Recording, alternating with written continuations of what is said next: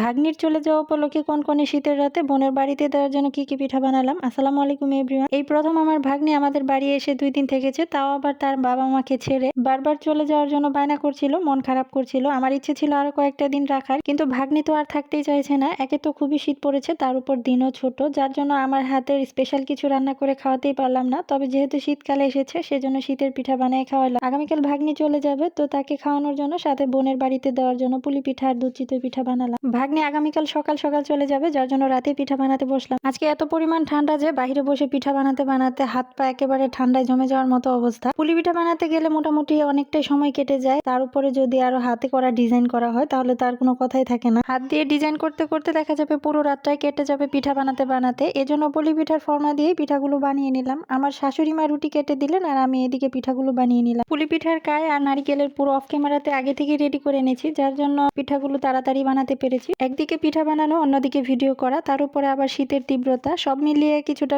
কষ্টকর হয়ে পড়ছিল আমার জন্য। এজন্য ভাগ্নি ভিডিও করাতে একটু সাহায্য করেছে আমাকে। পুলি পিঠা বানানোর পর দীর্ঘ সময় রেখে দিলে পিঠার উপরের অংশটা ড্রাই হয়ে ফেটে যেতে পারে, এজন্য চুলা জ্বালিয়ে একদিকে পিঠা ভাজলাম আর অন্যদিকে আমি পিঠাগুলো বানিয়ে নিলাম। পিঠাগুলো অল্প আগুনে উল্টে পাল্টে ভাজবো, খুব বেশি কড়া করে ভাজবো না, কারণ কড়া করে ভাজলে গরম গরম খেতেই ভালো লাগে, ঠান্ডা হয়ে গেলে পিঠাগুলো শক্ত হয়ে যায়। পিঠাগুলো যেহেতু বোনের বাড়ি দেওয়ার জন্য বানানো হচ্ছে সেজন্য একটু নরম করেই ভাজা, কারণ আমাদের বাড়ির সবাই আবার মচমচে পুলি পিঠার চাইতে নরম পুলি পিঠা খেতে বেশি পছন্দ করে। এজন্য পিঠার উপরের অংশটা হালকা বাদামি কালার আসতেই নামিয়ে নিলাম। পুলি পিঠা বানানো শেষ করে এখন চিতই পিঠার ব্যাটারটা তৈরি করব। পারফেক্ট চিতই পিঠা বানাতে হলে ব্যাটারটাকে অনেক সময় নিয়ে মাখাতে হয়। পরিমাণ মতো চালের গুঁড়ার মধ্যে স্বাদ মতো লবণ দিয়ে অল্প অল্প করে গরম পানি দিয়ে চালের গুঁড়া ভালো করে মাখিয়ে নিলাম। চিতই পিঠা ফুলকো আর নরম করতে চাইলে গরম পানি দিয়ে ভালো করে ডলে ডলে ব্যাটারটা তৈরি করতে হয়। অনেকেই আছে যারা নতুন রাঁধুনি, তারা এই ব্যাপারটা জানে না, আবার অনেকেই আছে জানে। বেশ অনেকক্ষণ সময় নিয়ে পিঠার ব্যাটারটা আমি মাখিয়ে নিলাম। এখন দুধটা রেডি করব। এই বছর শীতে দুধ চিতই পিঠা বানানো হয় নাই, প্রতি বছর শীতেই বানানো হয়। আর দুধ চিতই পিঠা খেতে আমার তো ভীষণই ভালো লাগে। শীতকালে দুধে ভেজানো যে কোনো পিঠাই খেতে অনেক মজার হয়। পিঠা বানাতে বানাতে রাত অনেকটাই হয়ে গেছে, আর কুয়াশাও বেশ ভালোই পড়েছে, ভিডিওতে খেয়াল করলেই বুঝতে পারবেন। এত কাছে ক্যামেরা, তারপরও ঘোলাটে লাগছিল দেখতে।